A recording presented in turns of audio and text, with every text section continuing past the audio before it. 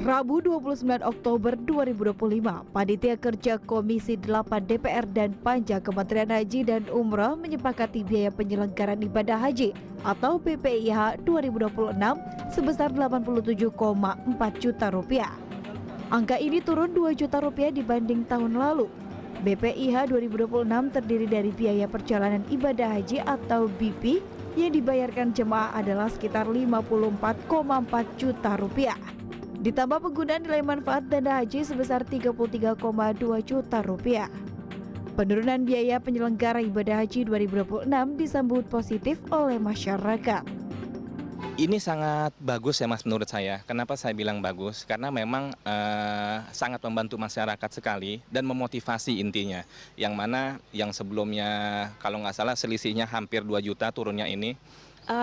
Senang sih yang pasti dengan turunnya biaya haji, senang, dan kalau bisa jangan cuma turun aja tapi waktunya juga bisa dipercepat kayak gitu.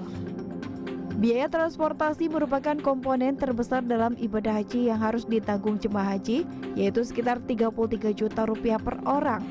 Penggunaan pesawat charter menyebabkan biaya transportasi udara jemaah haji lebih besar dibanding biaya penerbangan reguler. Kenapa umroh hanya 8 juta sampai 10 juta PP, ini haji itu sampai 33 juta. Ini yang sulit kami menjawab ya. Sebenarnya sudah kami berusaha menjawab ini karena pesawatnya charter kan gitu. Sehingga charter dengan reguler itu beda. Bisakah itu pesawat haji ini pulang membawa penumpang dari Saudi ke Indonesia? Bisa membawa kargo dari Saudi ke Indonesia? Kan itu akan lebih murah. Kan itu, ini aspirasi dari masyarakat, kan begitu. Pemerintah terus melakukan sejumlah upaya memperlancar ibadah haji, baik dengan cara menekan biaya perjalanan maupun memperpendek waktu tunggu jemaah haji.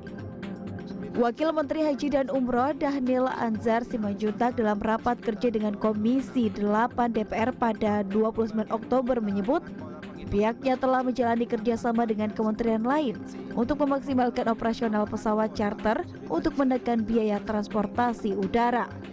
Jumlah wisatawan Arab Saudi yang ke Indonesia itu per tahun hanya sekitar 120.000 wisatawan, sementara yang berangkat dari Indonesia ke Saudi Arabia itu bisa mencapai 3 juta orang, umroh dan haji.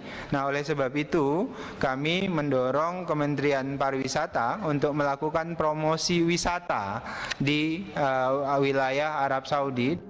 Selain itu, mulai musim haji 2026, Kementerian Haji dan Umrah membagi kuota haji reguler per provinsi berdasarkan proporsi daftar tunggu jemaah haji antar provinsi. Hal tersebut berdampak pada waktu tunggu jemaah haji reguler menjadi sama, yaitu 26 tahun untuk semua provinsi. Penetapan tersebut berdasar Undang-Undang Nomor 14 Tahun 2025 yang memberi kewenangan Menteri untuk membagi kuota haji reguler menjadi kuota haji provinsi dan kabupaten kota. Seperti tadi saya sebutkan, masa tunggu semuanya sama, sekitar 26 tahun. Dampak dari pembagian kuota dengan pola penghitungan baru tersebut akan ada 10 provinsi yang mengalami penambahan kuota dan berdampak pengurangan waktu tunggu, dan 20 provinsi yang mengalami pengurangan kuota berdampak menambah waktu tunggu. Kebijakan ini akan kami lakukan dengan skema kuota sama untuk minimal 3 tahun untuk memberikan kepastian dalam perencanaan dan anggaran. Sementara itu, besaran nilai manfaat untuk perjalanan haji berasal dari pengelolaan dana haji oleh pemerintah. Dikutip dari situs bpkh.go.id, total dana kelola BPKH pada 2025 mencapai sekitar 171,64 triliun rupiah. Dari total dana kelolaan, sekitar 75,9% dialokasikan untuk investasi syariah seperti sukuk, reksadana, emas, dan investasi langsung.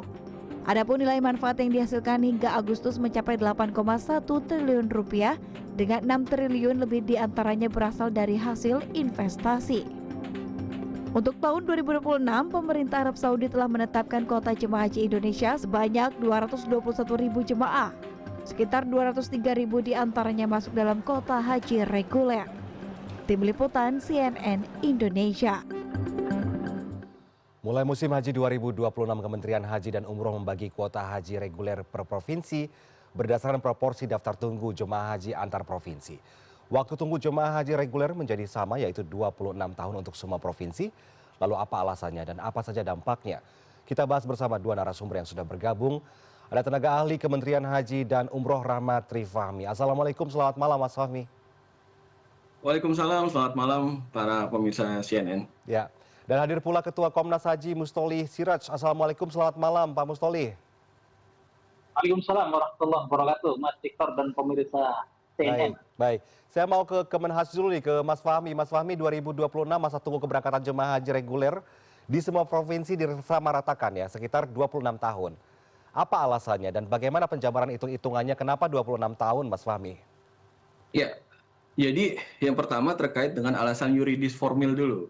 Undang-Undang Nomor 14 Tahun 2025 itu tentang perubahan ketiga tentang Undang-Undang Nomor 8 Tahun 2019 tentang penyelenggaraan ibadah haji dan umroh itu mengamanatkan pada pasal 13 ayat 2 itu disampaikan bahwa pembagian kuota itu dasarnya ada dua hal. Pertama terkait dengan proporsi jumlah penduduk muslim di provinsi tersebut dan atau proporsi jumlah daftar tunggu. Nah, itu alasan yuridis formilnya. Maka oleh karena itu, Menteri bisa menetapkan terkait dengan proporsi tersebut, yaitu adalah basisnya terkait dengan waiting list atau daftar tunggu tersebut. Yang kedua, terkait juga dengan asas keadilan agar semuanya sama terkait dengan pemberangkatannya 26 tahun semuanya. Adapun formulanya itu sudah kita bisa dapatkan terkait dengan hal itu. Makanya semua bisa menghitung, semua transparan, dan semuanya berbasis undang-undang. Oleh karena itu, ini semangat pembaharuan, semangat akuntabilitas juga kami jaga bagaimana jamaah haji Indonesia bisa berangkat dalam waktu, udah tidak ada lagi tuh yang 51 tahun, 40 tahun, 30 tahun, semuanya sama 26 tahun. Nah, semoga ini bisa diberikan semua kelancaran dalam perencanaan ini semua dan bisa berangkat dengan waktu yang tepat waktunya dan semua dilancarkan oleh Allah Subhanahu wa taala. Ya, supaya calon jemaah haji asal Indonesia bisa cepat menunaikan ibadah haji begitu ya. Saya ke Pak Mustoli. Pak Mustoli, dari Komnas Haji berbeda dengan tahun 2025 ya, masa tunggu keberangkatan jemaah haji reguler di semua provinsi sama rata menjadi sekitar 26 tahun gitu sekarang. Dengan adanya perhitungan berdasarkan proporsi daftar tunggu, kuota haji di tiap provinsi akan terdampak. Ada yang bisa bertambah, ada yang berkurang. Bagaimana tanggapan Anda terkait kebijakan penyamaan waktu tunggu jemaah haji ini, Pak Mustoli? Ya, Mas Victor. Jadi saya tentu menghargai ikhtiar yang dilakukan oleh teman-teman Kementerian Haji dalam rangka memecah kebuntuan persoalan antrian, waiting list terkait dengan keterbatasan kuota. Artinya antara supply and demand itu kan jauh berbeda begitu ya. Nah, tetapi saya punya kalkulasi dan sudut pandang sedikit berbeda. Kenapa? Karena ternyata seperti yang tadi disampaikan oleh Pak Wamen Haji sendiri gitu ya, bahwa dengan menggunakan pendekatan kalkulasi bagi rata 26 tahun begitu, ternyata hanya quote and quote menguntungkan 10 provinsi. Tapi 20 provinsi yang lain justru mengalami kondisi terbalik. Artinya apa? 10 provinsi itu dengan menggunakan metode pemerataan 26 tahun itu menjadi lebih cepat berangkat, tetapi dampaknya terhadap 20 provinsi yang lain menjadi lebih panjang. Contoh misalnya, nggak usah, yang paling sekarang itu kan ada kurang lebih 5,5 juta jamaah waiting list, baik reguler maupun khusus gitu ya. Nah, dari jumlah tersebut yang paling tinggi antriannya itu adalah di Bantaeng, 47 tahun. Ini saya bisa memahami kegelisahan masyarakat dan kemudian langkah yang ditempuh oleh Kementerian Haji gitu ya. Tapi kalau kita lihat misalnya kalau dari rumus awalnya seperti yang disepakati oleh negara-negara OKI, Organisasi Konferensi Islam begitu, tahun 79 itu di sana kan disebutkan bahwa satu orang jamaah haji itu mewakili 1000 penduduk muslim setempat. inilah yang kemudian mengilhami undang-undang haji sebelumnya, termasuk juga undang-undang yang tadi disebut oleh Mas Fahmi begitu ya. Nah karena itu saya kira Komnas Haji dalam posisi pada mendorong Kementerian Haji untuk kemudian mengkaji ulang terkait dengan kebijakan pemerataan 26 tahun. Misalnya begini, di Gorontalo itu kan 16 tahun antriannya. Mudah-mudahan ini data yang saya kan sama dengan yang dipakai oleh Mas Fahmi ya dari Kementerian Haji. Artinya mereka terdorong menjadi lebih lama. Kemudian NTT misalnya 22 tahun. Kemudian Gorontalo 16 tahun menjadi 26 tahun. Nah ini kan juga berdampak. Oleh karena itu saya kira perlu ada kajian yang lebih mendalam apakah kemudian langkah pemerataan 26 tahun tadi itu sudah tepat. Karena ini tadi justru yang memberikan dampak itu lebih besar bagi yang tadinya harus berangkat lebih cepat malah lebih lama begitu ya.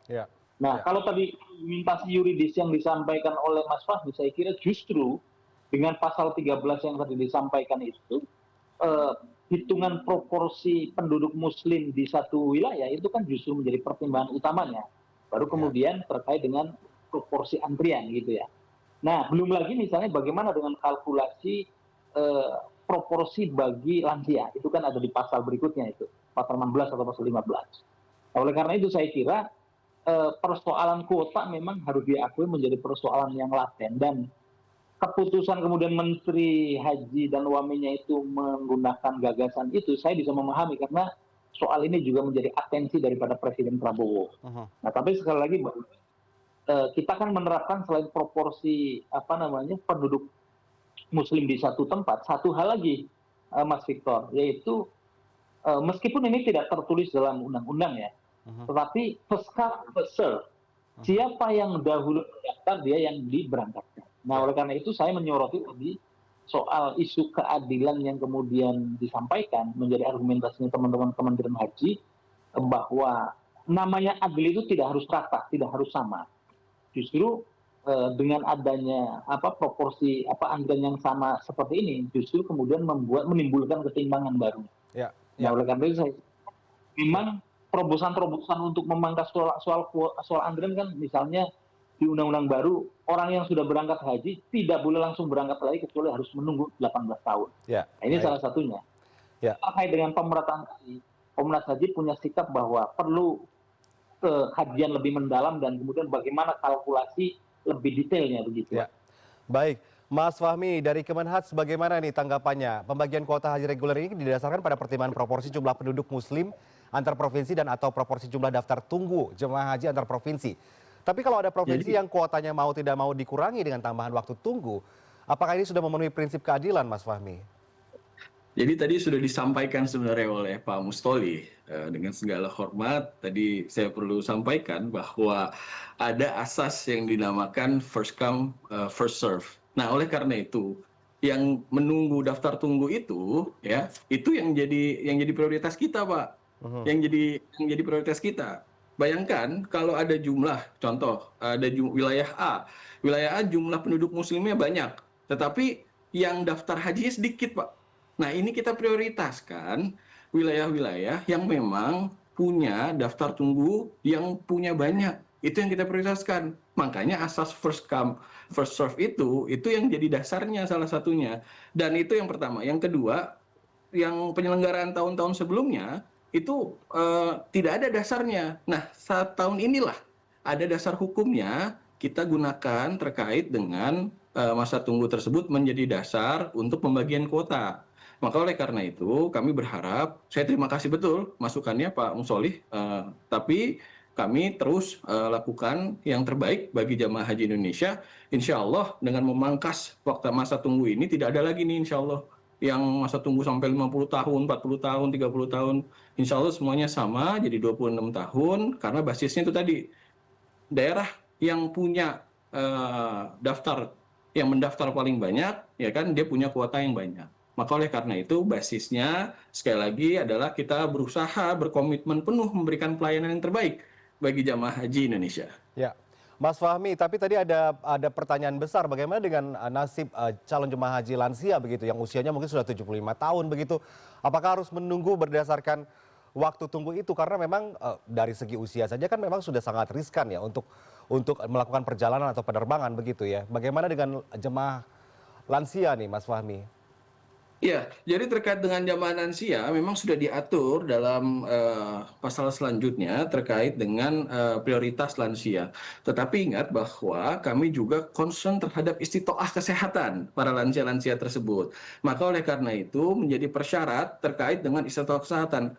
Kecakapan mereka dalam kesehatan dalam konteks ini adalah memang sehat jasmani dan rohani, itu juga jadi concern kita. Maka oleh karena itu tidak perlu khawatir, itu juga jadi prioritas kita. Nanti dalam perhitungannya secara resmi akan kami sampaikan dan sosialisasikan kepada seluruh masyarakat Indonesia, kepada seluruh calon jemaah haji Indonesia yang tahun 2026, bahwa basis daripada ini semuanya adalah masa tunggu dan juga tidak ada lagi yang terkait dengan pemberangkatan lebih dari 50 tahun, 40 tahun. Dan untuk lansia kami prioritaskan terkait dengan istitoah kesehatannya. Agar semuanya bisa berjalan dengan lancar, menjadi haji yang mabrur, dan semuanya berjalan tetap sehat, dan kembali lagi ke Indonesia dengan lancar dan sehat. Baik. Terima kasih. Baik, Pak Mustoli, kebijakan ini kan menuai pro kontra begitu ya. Sebagian calon jemaah haji di provinsi tertentu akan terdampak akibat adanya pengurangan kuota haji. Bagaimana menurut Anda Pak Mustoli? Apakah kebijakan ini sudah memenuhi prinsip keadilan? Menurut Anda bagaimana? Ya, justru kita kan berbeda pendapat kan sah-sah saja dalam negara demokrasi. Jadi justru saya tadi menyoroti begini, bagaimana mungkin kemudian wilayah yang penduduknya pendaftarnya sedikit, misalnya NTT begitu ya, Papua, disamakan dengan Jawa Timur, disamakan dengan Bantaeng, disamakan dengan Banten misalnya. Justru tadi persoalannya adalah ketika ini dibagi rata, kan maksudnya saya paham bahwa pemerataan ini supaya tidak ada antrian yang jomplang. Tapi tidak bisa kemudian antara satu wilayah disamakan dengan wilayah yang lain. Yang kemudian proporsinya penduduk pendaftarnya sedikit dengan yang banyak itu disamakan beda. Justru saya kira dengan adanya pembagian semacam pemerataan 26 tahun itu menciptakan persoalan yang ketidakadilan baru.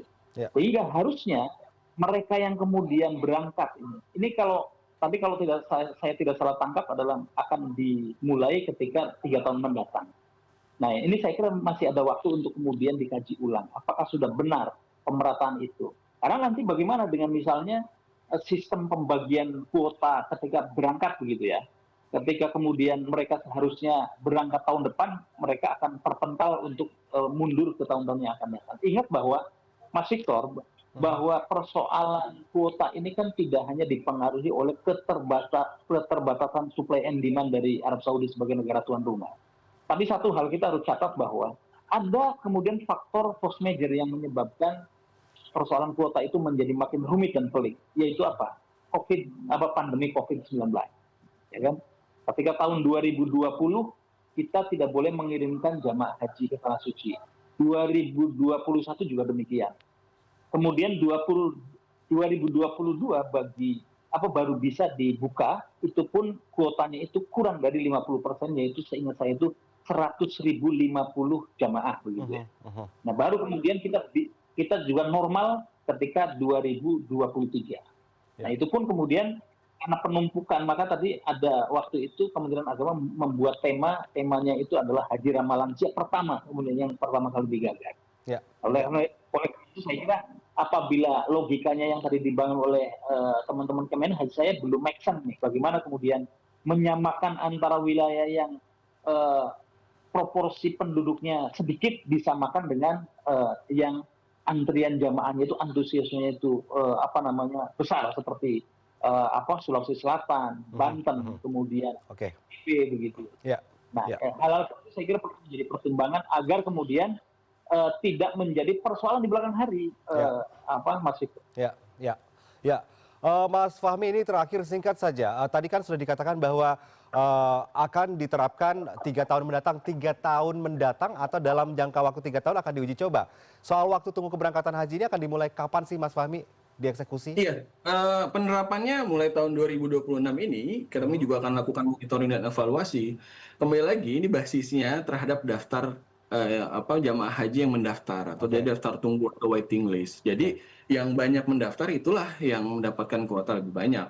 Maka oleh karena itu terkait dengan persoalan masa tunggu segala macam, sekali lagi komitmen kami mengurangi masa tunggu, ya kan? 51 tahun sudah nggak ada lagi, 40 tahun tidak ada lagi, 30 tahun tidak ada lagi. Maka kita prioritaskan betul kepada jamaah-jamaah yang lebih banyak mendaftar. Itu yang mendapatkan prioritas terkait dengan hal itu. Sekali lagi, kami dari Kementerian Haji dan Umroh Republik Indonesia berkomitmen memberikan pelayanan yang terbaik, memberikan pelayanan yang prima. Dan juga dengan wajah baru ini semuanya, wajah integritas, wajah akuntabilitas, kami semuanya transparan.